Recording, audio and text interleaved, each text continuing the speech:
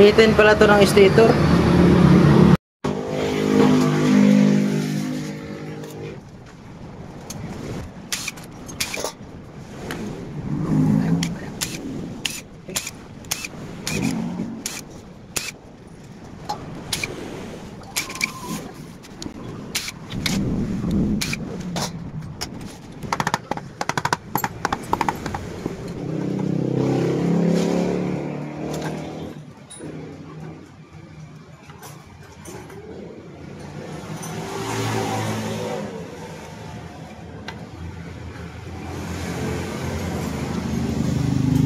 Nakita nyo sa lumabas sa scanner, yung issue nito na lumabas sa scanner na crankshaft position sensor.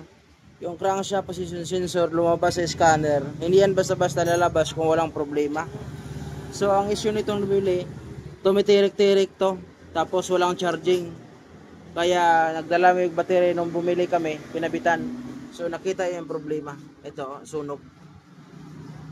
So pag ang crankshaft position sensor lumabas sa scanner, ito yung problema. Diba? Kita nyo, sunog yan. So palitan natin bago. Ito yung naka-ready na nga eh. Diba? Yung nasa video ko sinabi, napalitan bago. Ito yung naka-ready bago.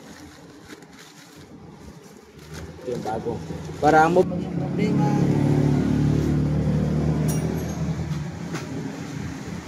Testator.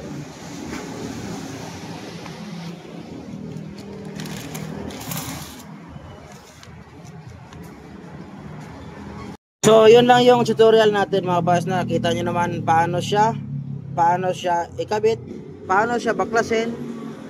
Ang stator ng Dominar dito lang, so dito lang kayo magbaklas. So anong position niya, nakita nyo, yun din position pagbalik. Kaya ingat lang talaga pag sa baklas, kailangan yung position, yun lang gagawin.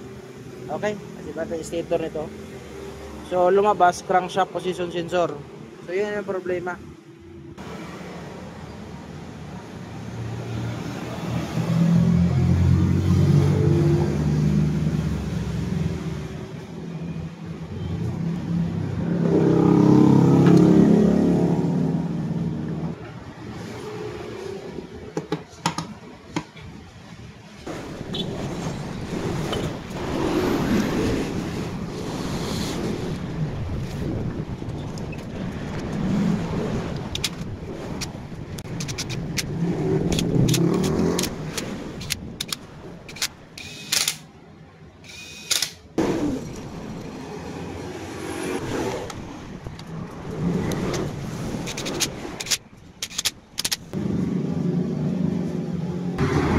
So yun lang, pag nakabit na natin yan, baklasin natin to. Ayan, pinutol ko lang para kasi wala na, sira na yun eh, sunog na yun eh.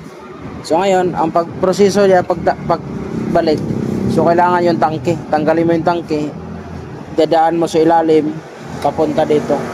Tapos lagyan mo cable tie sa gilid para nakapit yung cable niya o yung wire niya.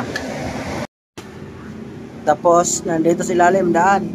Padaan mo to sa taas, hilain mo. Pag hila mo yan, okay na. Okay na siya dito. So pag hila mo yan, papasok mo siya dito sa kabila para mag-contact sila dito. Final, ayos na. So yun lang. Pero yung kinat natin, pang content yun, biglang kinat. Magagalit yung manonood noon. Siyempre sira na. Putulin mo na agad. Start! Yun.